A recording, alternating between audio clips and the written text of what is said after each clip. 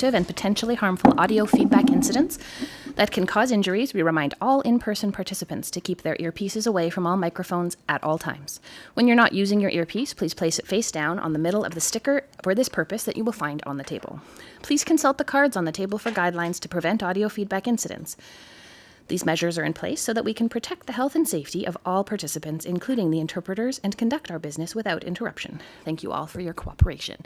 We have with us today Auditor General Karen Hogan and Environment Commissioner Jerry DeMarco, who I believe will have some opening statements, and then we will take questions from the room. Generally one question, one follow. We'll go ahead. Thank you. Bonjour, good morning, and thank you for joining us. I would like to begin by acknowledging that we are gathered on the traditional unceded territory of the Algonquin and Anishinaabe people. With me today is Jerry DeMarco, the Commissioner of the Environment and Sustainable Development. Because of the compressed House of Commons sitting calendar, I included the spring reports of the Commissioner with my spring reports that were delivered to Parliament earlier today. We are also making a joint opening statement to summarize the 8 reports, and we will begin with the Commissioner. Thank you. The reports I am presenting today all involve issues that are fundamental to achieving sustainability. I'll turn first to our audit of Canada's National Adaptation Strategy, which sets out whole-of-society objectives and targets for more coordinated and strategic climate change adaptation action across Canada. We found weaknesses in the strategy's design and implementation. Essential elements needed to make it effective, such as a prioritization of Canada's climate change risks, were missing. We also found that the Adaptation Action Plan, which is meant to be the centerpiece of the national strategy, was not comprehensive. The plan includes 73 actions, and we found that implementation was limited for the 7 actions that we assessed. De plus, les 2 autres éléments fondamentaux de la stratégie, soit les plans d'action bilatéraux, fédéraux, provinciaux, territoriaux, et le programme de leadership autochtone en matière de climat, étaient toujours en cours d'élaboration. Il y a près de 20 ans que nous avons recommandé pour la première fois l'élaboration d'une stratégie canadienne d'adaptation au changement climatique. Bien que la publication de la stratégie nationale d'adaptation de 2023 constitue un premier jalon important, il faut porter une attention immédiate à la situation pour obtenir des résultats significatifs. Plus le Canada agira vite, plus les résultats pour la santé, la sécurité et le mode de subsistance des gens seront durables. Passons maintenant à notre audit du travail fait par Environnement et Changement climatique Canada, Pêche et Océan Canada et Parc Canada pour désigner et surveiller l'habitat essentiel des espèces en péril. La perte et la dégradation des habitats essentiels sont la principale menace à la survie de la plupart des espèces en péril. In this audit, we found that protection efforts have been undermined by incomplete information and insufficient monitoring. Using the best information available to them at the time, all 3 organizations identified critical habitat for species at risk. However, they were often slow to gather the additional information needed to understand the complete range of habitats for a given species, such as where they might nest versus where they feed.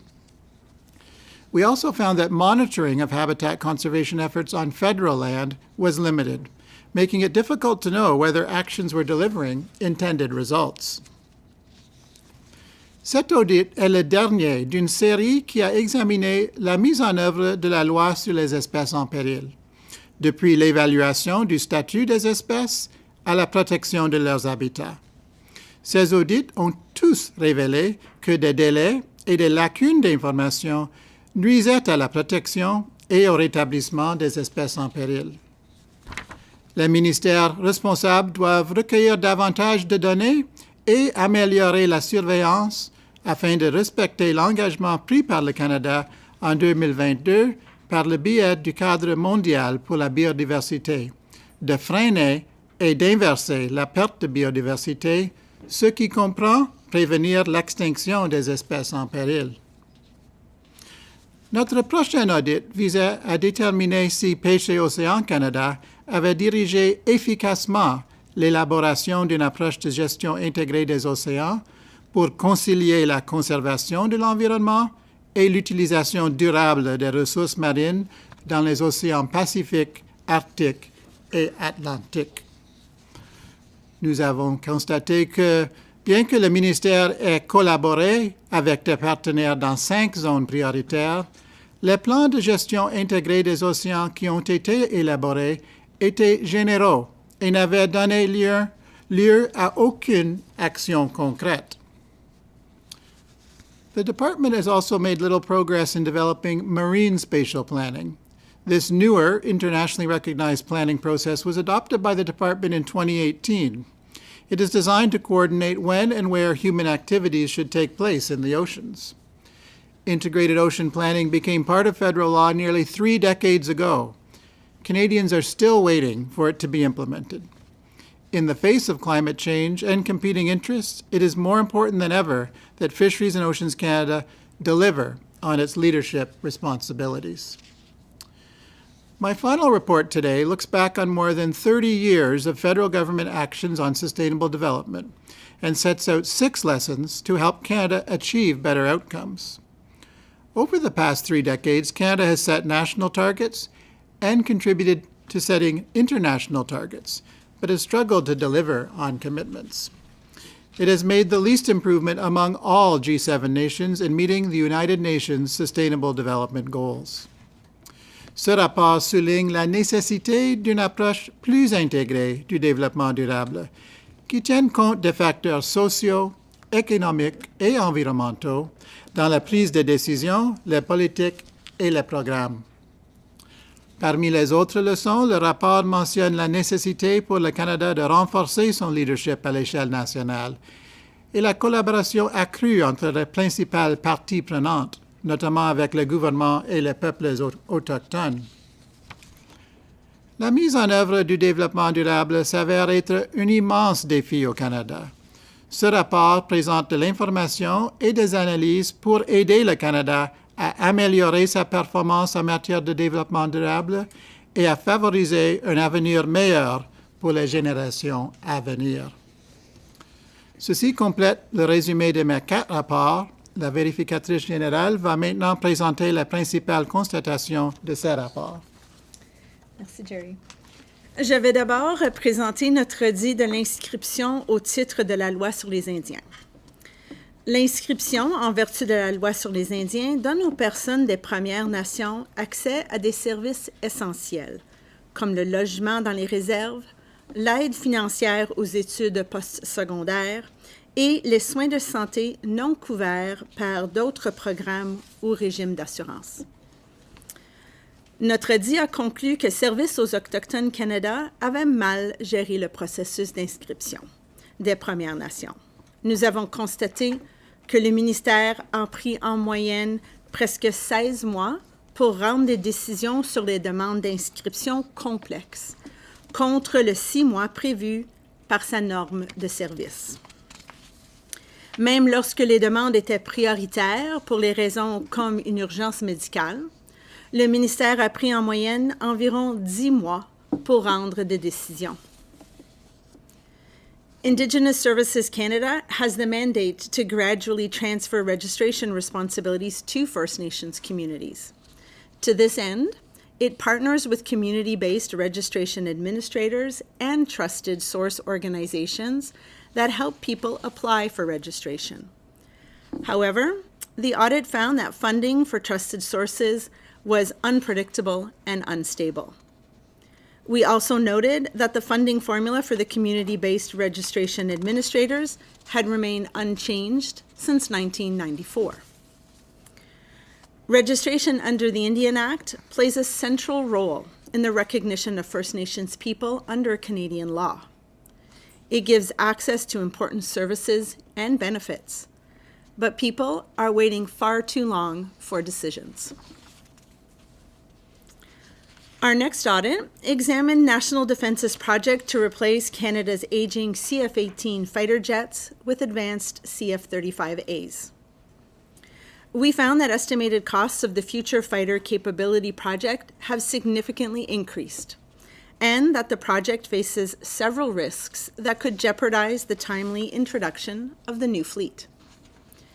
National Defense originally estimated that the project would cost $19 billion. The audit found that this figure was based on outdated information, and that by 2024, the projected costs had increased to $27.7 billion, almost 50% more than the original estimate. This figure did not include other essential elements needed for full operational capability, such as certain infrastructure upgrades and advanced weapons, which would add at least $5.5 billion to the total estimated cost. L'audit a également révélé qu'il y avait d'autres risques importants, y compris la possibilité d'une pénurie de pilotes qualifiés, et que la construction de 2 nouvelles installations pour escadrons de chasse destinées à accueillir les CF-35 accusait un retard de plus de 3 ans. Les coûts qui devront être engagés pour construire des installations provisoires pour prendre en charge les nouveaux avions augmenteront donc encore plus les dépenses d'infrastructure. Maintenir une solide capacité en matière d'avions de chasse contribue à assurer la sécurité des Canadiennes et des Canadiens. Il s'agit d'un vaste projet pluriannuel qui nécessite une gestion active et continue des risques et des coûts, afin que la flotte de CF-35 entre en service dans les délais prévus. Notre prochain audit a porté sur les efforts déployés par le gouvernement fédéral pour ramener son portefeuille d'espace de bureau à la taille idéale, pour réduire les coûts au minimum et libérer les espaces sous-utilisés qui pourraient être convertis en logements abordables. En 2017, Services publics et approvisionnement Canada avait estimé que la moitié des espaces de bureau du gouvernement fédéral étaient sous-utilisés. Le ministère a prévu une réduction d'espace de 50% d'ici 2034. Notre audit a révélé que Services publics et approvisionnement Canada avait fait peu de progrès dans ses efforts sur plusieurs années pour réduire son portefeuille d'espace de bureau. Le ministère estime que la réduction des espaces de bureaux fédéraux entraînera des économies d'environ 3,9 milliards de dollars au cours des 10 prochaines années. Cependant, les efforts déployés entre 2019 et 2024 ont entraîné une réduction inférieure à 2 %, principalement en raison d'un manque de financement. The Canada Mortgage and Housing Corporation, or CMHC, supported by Housing Infrastructure and Communities Canada, is mandated to transform surplus federal office properties into affordable housing through the Federal Lands Initiatives. The audit found that CMHC was on track to meet the initiative's 2027-2028 target to secure commitments to build 4,000 new housing units. However, this target is based only on commitments, and the audit found that only 49% of the new units will be ready for occupancy by 2027-28. The federal government has been slow to reduce office space and cut costs to support hybrid work and to convert surplus properties into affordable housing. Public Services and Procurement Canada and federal tenants need to accelerate their efforts to reduce office space they occupy and contribute to increasing stock for housing that is sustainable, accessible, and affordable. Our final audit report examined government contracts awarded to GC Strategies Incorporated, an Ottawa-based information technology staffing company. From April 2015 to March 2024, 31 federal organizations issued 106 contracts to GC Strategies. In this audit, we found that federal organizations frequently disregarded government procurement rules that promote fairness, transparency, and value for Canadians. Par exemple, les organisations fédérales sont tenues d'évaluer le niveau de sécurité requis pour un contrat et de vérifier que les personnes qui effectuent les travaux ont les codes de sécurité nécessaires. L'audit a révélé que dans 21% des contrats examinés, les organisations n'avaient pas de documents montrant qu'elles avaient confirmé les codes de sécurité. L'audit a également révélé que les organisations fédérales ignoraient les politiques gouvernementales qui leur imposent de surveiller le travail effectué par des personnes travaillant à contrat. Souvent, les organisations n'étaient pas en mesure de montrer quels travaux avaient été effectués, qui les avait effectués ou si ces personnes possédaient l'expérience et les qualifications requises. The findings in this audit echo those of previous audits, where we found deficiencies in how public servants applied federal procurement rules. There are no recommendations in this report because I believe the government does not need more procurement rules. Rather, federal organizations need to make sure that the rules that exist are understood and followed. Thank you. We appreciate your time and attention, and the Commissioner and I are now ready to answer your questions. Thank you very much. We do have more than a dozen people with questions, so hopefully we will be able to get through most, if not all of them. We'll start with Christian Noël from Radio-Canada. Bonjour, merci. La question est pour vous, Madame Hogan, concernant les chasseurs F-35. Qu'est-ce qui explique le dépassement de coûts? À quel point c'est un problème? Et est-ce que le gouvernement n'aurait pas pu faire quelque chose pour y échapper? Alors, notre audit a constaté que les coûts avaient augmenté d'environ 50%. Il y a deux éléments, je dirais, des éléments qui sont hors du contrôle de Défense nationale et des éléments qui étaient dans leur contrôle. Le premier estimé du projet était fondé sur de l'information qui était désuète. Il y avait beaucoup plus d'informations sur les prix des avions qui étaient disponibles, qui étaient plus à jour. Aussi, il y avait des éléments comme le taux d'inflation, les fluctuations dans les devises étrangères, ainsi que la demande pour les munitions qui a causé que l'augmentation dans les prix.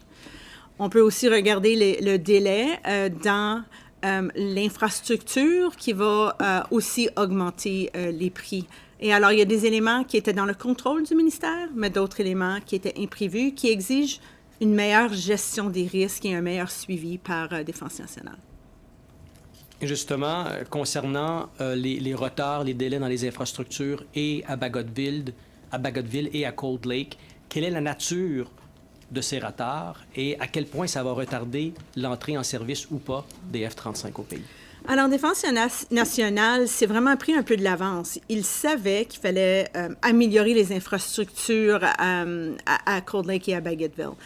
Mais une fois que la décision a été prise de quel avion de chasse allait être acheté, ils ont eu beaucoup plus d'informations et réalisé qu'il y avait des changements importants à l'infrastructure liés à plusieurs éléments, mais un qui était la sécurité, qui a engendré les délais.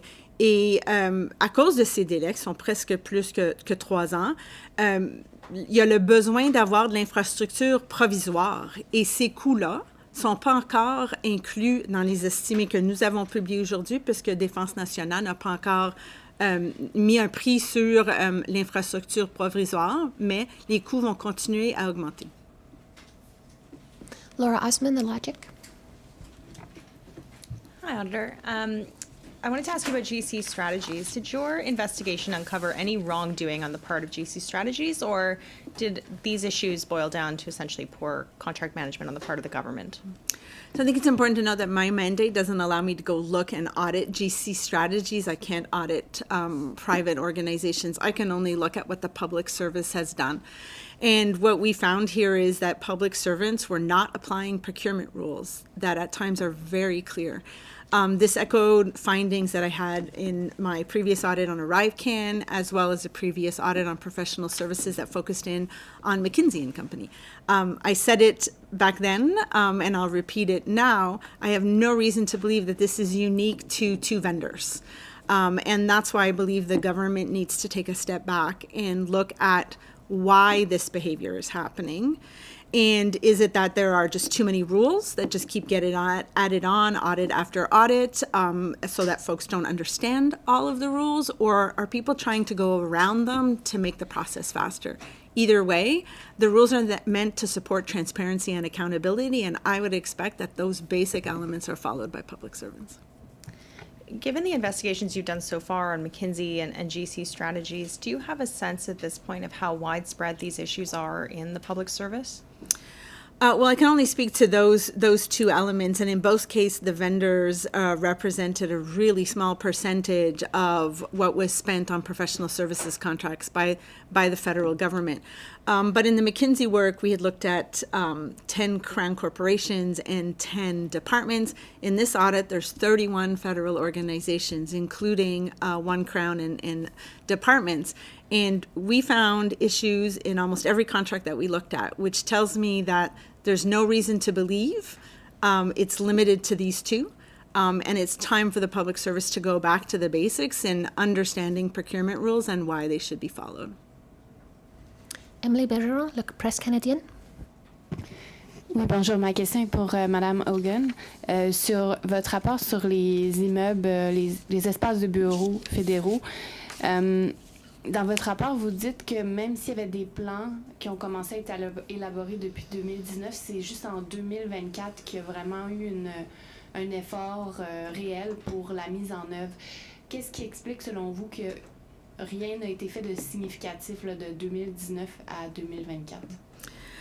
Service public et approvisionnement Canada avait identifié en 2017 qu'il y avait environ 50% des espaces de bureaux qui étaient sous-utilisés. Le plan a été élaboré en 2019. Et oui, entre 2019 et 2024, il y a eu très peu de progrès. C'était à cause d'un manque de financement. Budget 2024 a donné de l'argent pour cette réduction. Il faut se dire que ça prend de l'argent à investir pour moderniser les espaces de bureau. Si on regarde comment que les espaces étaient gérés avant la pandémie, tout le monde avait leur place unique à eux. Avec le mode de travail hybride, ça a changé. Alors, il y a un investissement dans les espaces de bureau qui est nécessaire, une modernisation, pour être en mesure de libérer les espaces. Et on a commencé à avoir une amélioration, mais il y a beaucoup de chemin qui reste à combler avec tous les locataires fédéraux dans les bureaux à travers le gouvernement. On apprend aussi dans votre rapport que ça prendrait de 6 à 8 ans pour que le gouvernement, c'est écrit aliéner, là, donc se départir des immeubles sous-utilisés. Pourquoi ça prend autant de temps, selon vous? J'ai pas regardé au processus pour se vendre ou aliéner les édifices, mais il y a beaucoup d'étapes et en ce moment, les étapes sont faites une après l'autre. Le pilote que Service public et approvisionnement Canada a mis en place se voit que les étapes se font ensemble, concurrentielles, au lieu de une après l'autre, qui devrait améliorer le temps. Mais au début, le gouvernement fédéral a besoin de libérer les espaces. Et alors, il y a une modernisation qui est requise, un accord avec les locataires fédéraux pour libérer les espaces et après les mettre dans le pilote. Il y a 10 édifices en ce moment qui sont dans ce pilote pour les aliéner plus vite que d'habituellement, mais c'est encore trop tôt pour savoir si ça va avoir un impact puis aider avec la pénurie de maisons abordables. Ravi Boudjikanian, CBC News. Good morning, Ms. Hogan. It sounds like you're not super optimistic that these fighter jets will be fully operational by 2033. You cited the lack of clarity on the cost of provisional infrastructures. You've talked about lack of training, the infrastructure itself missing. What would need to change to make you think, okay, these jets will be in place by the timelines the government has suggested they will be? Well, I would expect that once, orders are placed for the jets, they will arrive as intended, but the government needs to be ready to receive them. I think that's my biggest concern here is the government or national defense needs to have a better focus on costs, on following and monitoring costs. And also to complete many of its plans were missing critical elements and progress against the plans were slow. Risk mitigation measures were, in our view, more reactive than proactive. This is a really long project, and in order to be ready to receive those planes, something needs to happen to fill the gap for trained pilots and to have the infrastructure ready, because right now the interim measures are only going to see additional costs. Joe Tunney, CBC News. Just as exciting as fighter jets, I want to ask more about the office buildings. So we know the PSPC, their goal is to reduce by 50%. They're on track for 33, but they're sticking by that 50% goal. What can you tell me in terms of what needs to happen for the department to realistically reach that 50% goal? Mm-hmm. I think there's a few elements. Federal tenants need to agree to reduce their space. Many, as you saw in the report, many cited the spaces needed for mandate, or they're concerned about a change in the government's approach to hybrid work that would see more public servants needing to spend more time in the building, and hence are hesitant to sort of clear out of the building. So that would be the first thing. But also the funding is needed, as I mentioned, to modernize the workspace so that it can be more collaborative and supportive of a hybrid work environment than the traditional sort of pre-pandemic workspace that we're seeing. Very little modernization has happened since 2019. Do you mind just repeating that in French? I know you touched on it earlier, but Mm-hmm. at least the beginning part. Alors, pour que le plan se remet en bonne voie, parce qu'en ce moment, Service public et approvisionnement Canada estime une réduction de seulement 33%, ils gardent leur estimé de 50%. Ce qui est nécessaire, c'est une meilleure collaboration avec les locataires fédéraux pour qu'ils puissent libérer les locaux. Plusieurs, comme on a mentionné dans le dit, ont mentionné que c'était pour leur mandat et des inquiétudes que l'approche du gouvernement vers le travail hybride va changer et que plus de fonctionnaires vont être exigés à être dans les édifices fédéraux. Alors, il y a cette collaboration qui est requise, mais aussi l'investissement pour moderniser les espaces de bureaux, pour changer d'un mode pré-pandémie à un mode qui appuie meilleur le travail hybride. Mylène Crête, La Presse. Oui, bonjour. Je me demandais, dans le cas de GC Strategies, vous ne faites pas de recommandations dans le rapport. Qu'est-ce que ça prendrait pour que les agences et les ministères suivent les règles d'approvisionnement? Et je me demandais pourquoi vous ne recommandez pas un allègement si, par exemple, elles sont trop complexes pour être suivies. Après le dit sur les contrats professionnels qui étaient avec la firme McKinsey, j'avais quelques recommandations, mais à ce point-là, j'ai lancé un appel au gouvernement de se pencher sur les causes profondes des constatations qu'on avait dans nos audits. Je suis de l'avis qu'on n'a pas besoin de plus de règles d'approvisionnement dans le gouvernement fédéral. Il faut retourner aux bases. Il faut s'assurer que tous les fonctionnaires qui ont un rôle à jouer dans l'approvisionnement connaissent les règles et les appliquent. La responsabilité est avec chaque ministère de comprendre pourquoi les règles ne sont pas suivies. Service public et approvisionnement Canada, évidemment, joue un rôle puisqu'ils sont vraiment le centre d'expertise dans l'approvisionnement, mais avec tous les entités qui vérifient la passation de marché, je m'attendrais qu'il y ait un meilleur suivi et une meilleure mise en œuvre de toutes les règles. Est-ce que les règles sont trop complexes, justement? Est-ce qu'il y en a trop? C'est une excellente question. C'est une question que j'ai posée au gouvernement lors de McKinsey. Vraiment se pencher sur le pourquoi. Est-ce qu'il y a trop de règles, alors les fonctionnaires ne les connaissent pas tous? Ou est-ce que les règles ralentissent le processus et alors il y a un contournement des règles? Ou au fil des années, des audits de mon bureau, des audits des groupes de vérification interne dans les ministères, des audits de tierces parties sur la passation de marché, on a tous émis des recommandations et les recommandations ont rajouté aux règles d'approvisionnement. Je pense que c'est le temps que le gouvernement prend du recul puis détermine s'il y a juste trop de règles et comment qu'on peut rendre ça plus efficace dans le futur. Kyle Duggan, Canadian Press.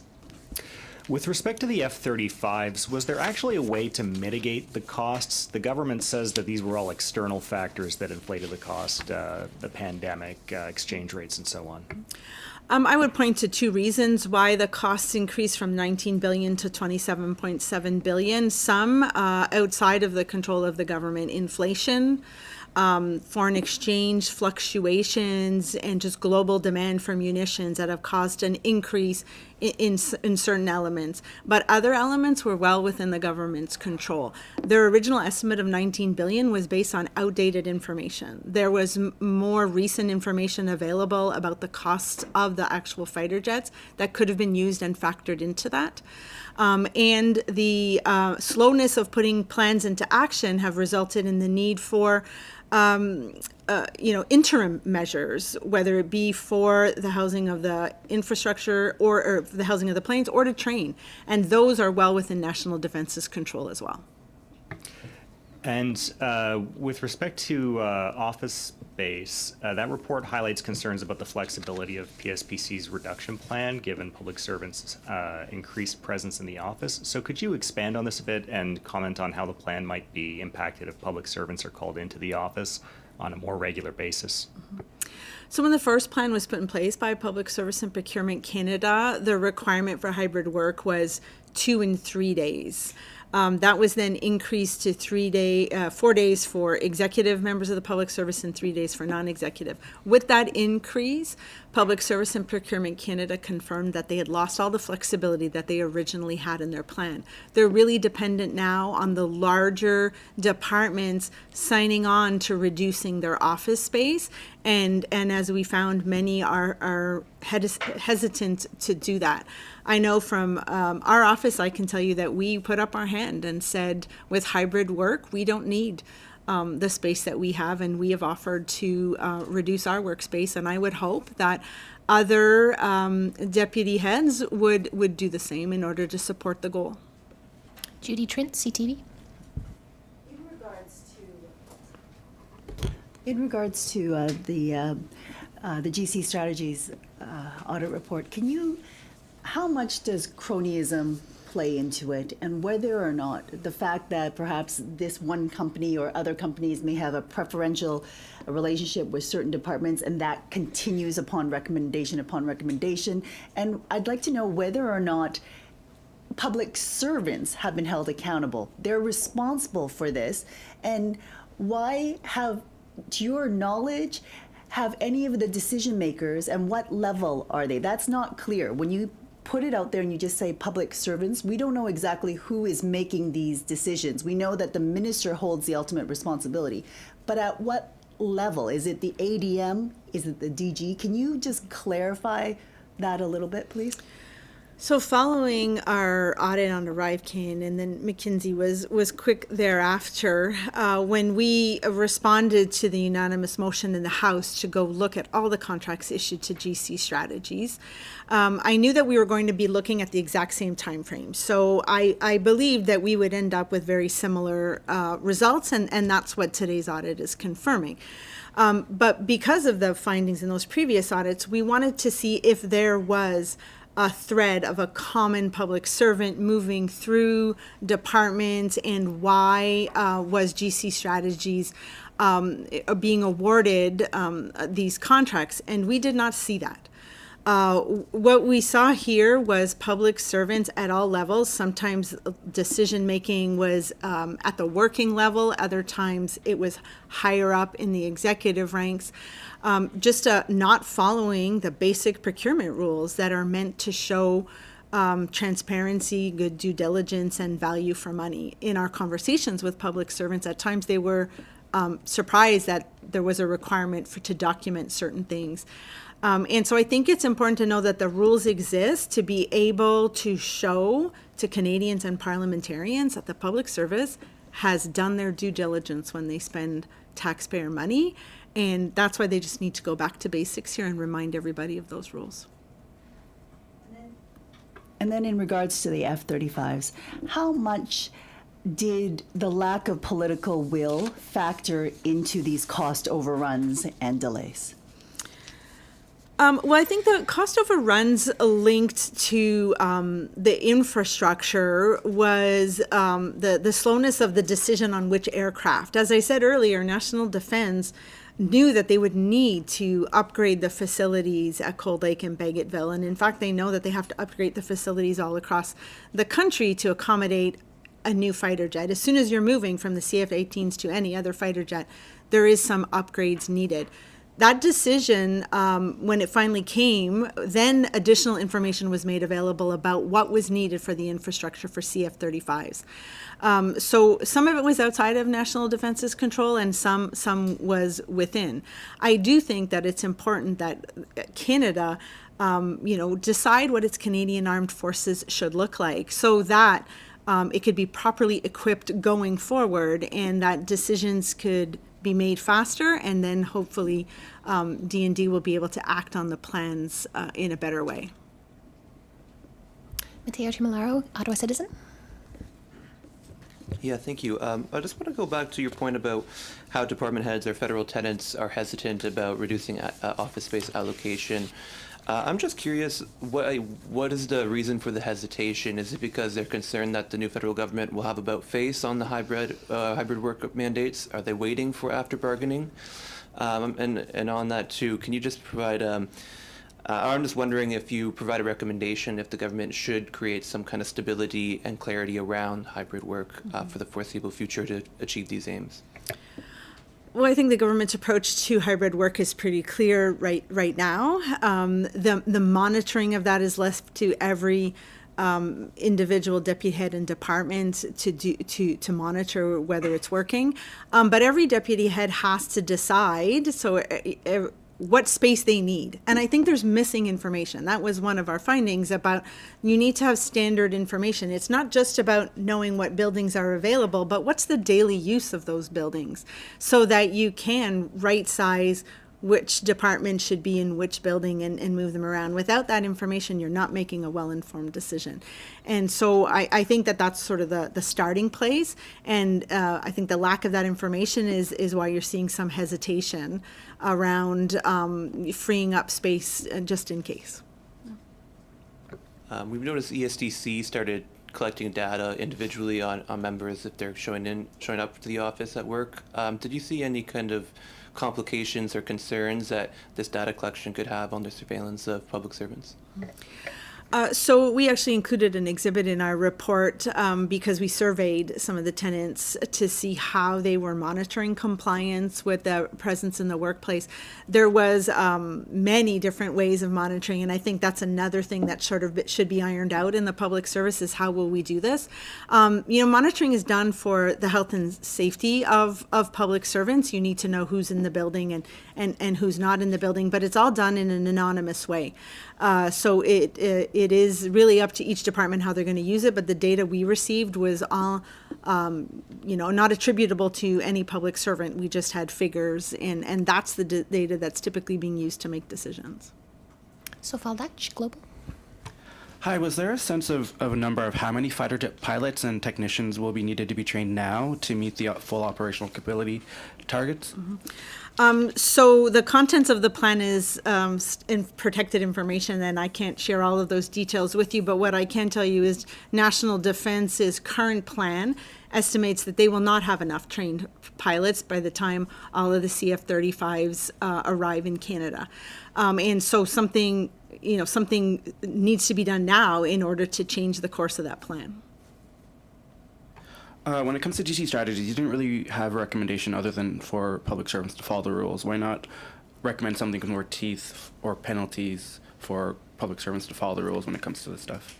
So there currently is, requirements within the public service if the rules aren't followed, that there are consequences. When a public servant is given a delegated authority, especially an important one, to commit public funds, typically the first step is to remove that authority and make sure that there's some training so that the public servant understands what they're supposed to be doing. But that is left up to every single department to decide. A lot of the issues that we saw were unique department from department, which shows that they all need training, some basic reminders of the rules, and really that's up to every head of a department to decide how to ensure that they comply with federal rules. Fraser Needham, APTN.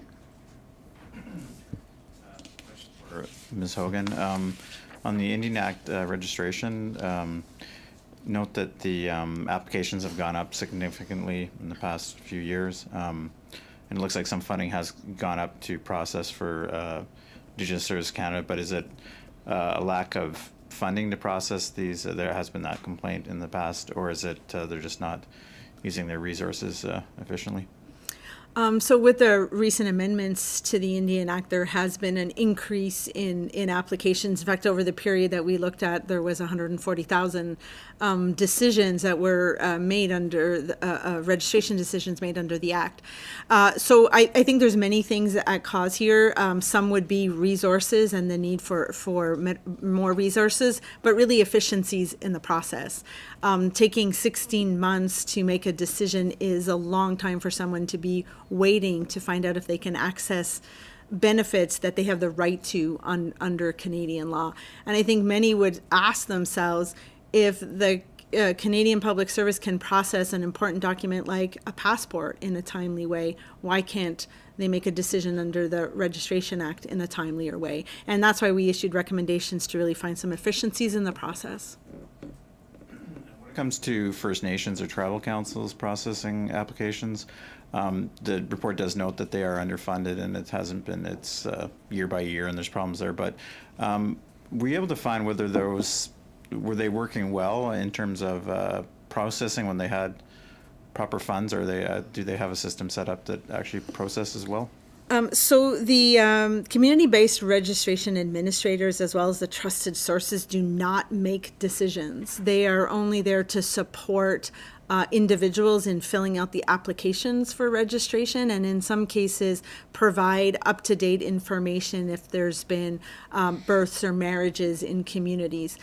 So they're not actually making the decision, but part of reconciliation is to transition all of that to the communities, and without proper funding and then the ability to be proper trained, First Nations communities aren't going to be well equipped to take this on.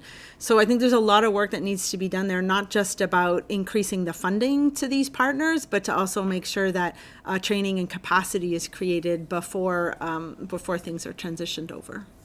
Marlo Glass, The Hill Times. Hi there. I'm just looking for some clarity about the office spaces. You say that the report says that PSPC does not make key information about their office buildings public. Is that the same information that just isn't collected?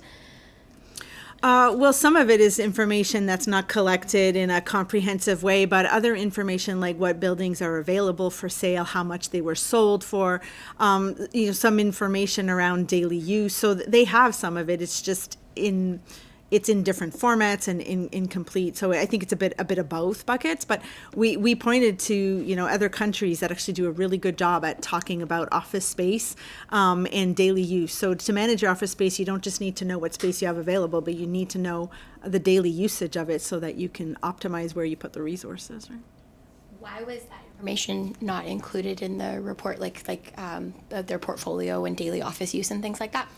Why didn't we put it in our report? As I mentioned, it's not collected from all organizations. It was in different formats, and for us to be able to put something in our report, we want to make sure that it's solid and we can vet it all. So there was just too many gaps and weaknesses in that data for us to be able to confidently put it out there. Great, thank you for clarifying. Mark Ramsey, The Toronto Star. Hi, thank you for taking our questions. Ms. Hogan, in response to your report on GC strategies, the procurement minister said the government has already taken action on improving evaluation requirements, requiring transparency from suppliers, and improving and clarifying the documentation and tracking process. I'm wondering what you make of what actions have been taken so far since your previous reports and just leading up to this work. Do you think that enough has been done to kind of address the issues? So this audit was interesting. As I mentioned, I was responding to a unanimous motion in the House of Commons that was taking us back in time to look at a period we had already looked at. And when I had done work on the first professional services contract, I'd said I didn't have any reason to believe it would be limited to McKinsey. And here we are looking at work on GC strategies and finding the exact same findings. Following that previous work, there were some changes made, and I know there are some more coming this summer. I can't tell you whether they will work. I haven't looked at them, but I still think the government needs to take the step to look at, do we have too many rules? Because what was added was around a certification. I'll highlight two things because there were many little things added, but a certification that public servants understand when they're part of a procurement process, all of their responsibilities, and that they've discharged them properly, and also looking at vendors and vendor management and more information, as you said, from vendors. That's adding another step. And so I really hope that the Federal Public Service will take a step back and decide whether or not they need to reduce some so that this can be better managed, when the goal of the rules is to support transparency, accountability, and good value for money. And my second question for Mr. DeMarco. I'm just wondering if you'd want to weigh in on what you're noticing from this new government. There's this new bill which would kind of give some options to override environmental regulations to kind of build faster and approve projects. Even right now, not getting any questions about your environmental reports. Just what do you make of this new direction that we seem to be heading in on the environment? Yeah, thank you for the question.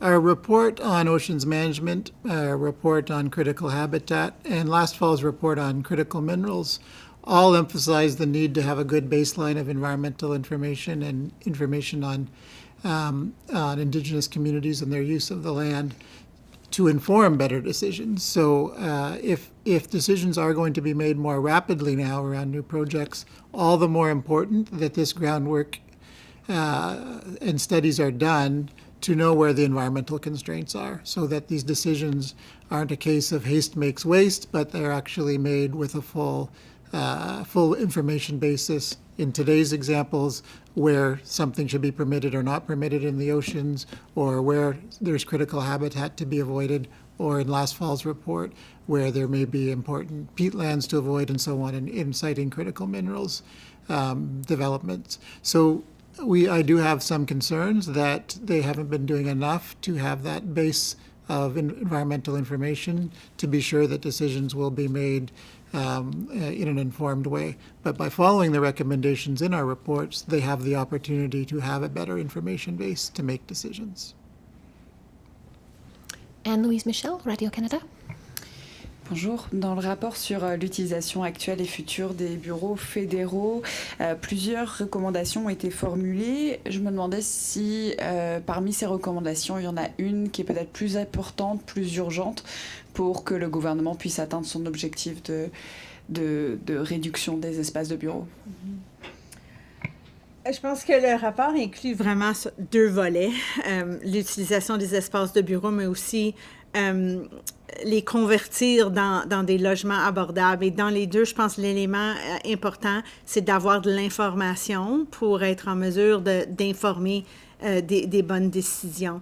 Alors, je pense que, de base, même le commentaire du commissaire à la question qu'on vient d'avoir est vraiment basé sur avoir des données puis de l'information pour prendre des décisions bien informées. Et je pense que le gouvernement doit débuter là pour aller de l'avant. Merci. Pas de questions de suivi. We do have a couple questions online, if you have time to do that. Okay. We'll go to the phone lines. Palak from Parliament Today.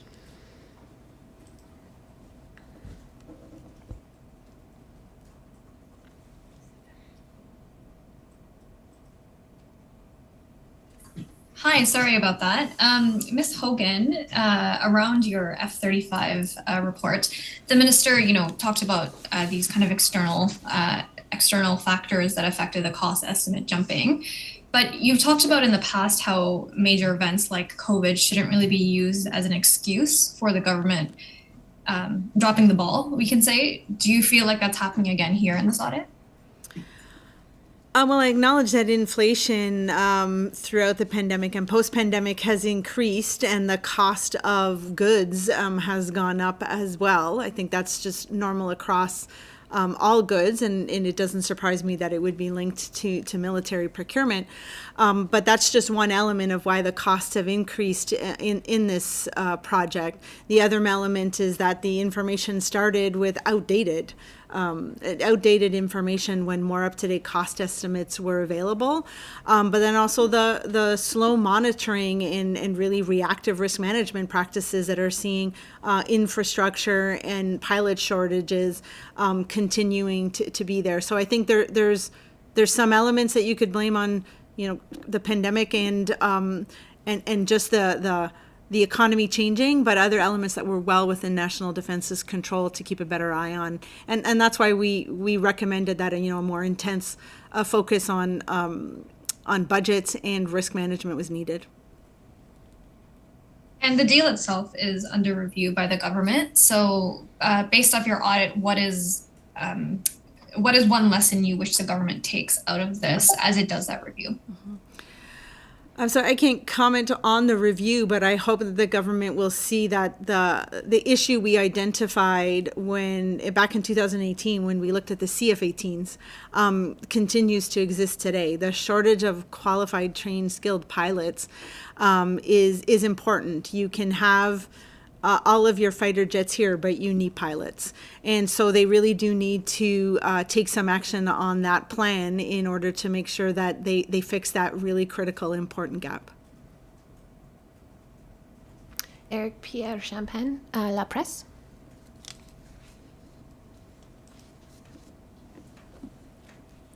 Oui, merci. On m'entend bien? Oui. Donc, mes questions seront pour M. DeMarco. En fait, dans le rapport sur la stratégie d'adaptation au changement climatique, on voit bien qu'à 2 reprises, le Bureau du commissaire à l'environnement a recommandé l'adoption d'un plan pour l'adaptation, donc en 2006 et en 2010. Et le plan a vu le jour seulement en 2023. Comment vous expliquez cet immense retard là, du gouvernement canadien à mettre en place un tel plan? Alors, vous pouvez demander le ministère pour les raisons que ça a pris si longtemps. Moi, je suis déçu que ça a pris si longtemps, presque 20 ans. Et on voit aujourd'hui, bien, il y a une stratégie, mais il y a des lacunes. Il y a 3 éléments de stratégie et seulement un est en place. Alors, même aujourd'hui, on n'a pas vraiment une stratégie globale en ce qui concerne l'adaptation au changement climatique. Les autres pays de G7, et on a une pièce dans notre rapport qui illustre la situation, ils ont fait leur plan, même que par exemple l'Allemagne a déjà fait 4 stratégies d'adaptation avant que le Canada complète seulement 1.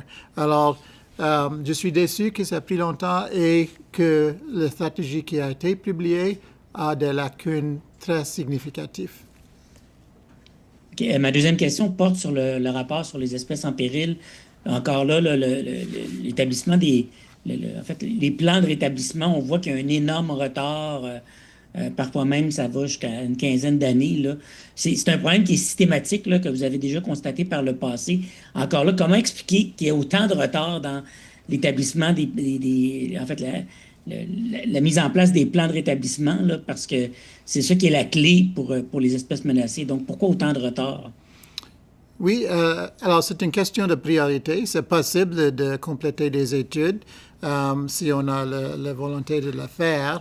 Ça, c'est le dernier d'une série d'audits sur le processus de la loi sur les espèces en péril. Et on voit des thèmes comme le délai d'absence d'information. Et je suis déçu qu'on voit avec chaque processus dans la loi sur les espèces en péril, pas assez d'attention de compléter les étapes dans une manière rapide parce que ça coûte plus cher si on prend plus de temps pour rétablir ces espèces. Alors, la raison, c'est vraiment une question de volonté et de priorité avec les 3 ministères. Je vous remercie. Okay, thank you. That concludes today's press conference. Thank you. Merci.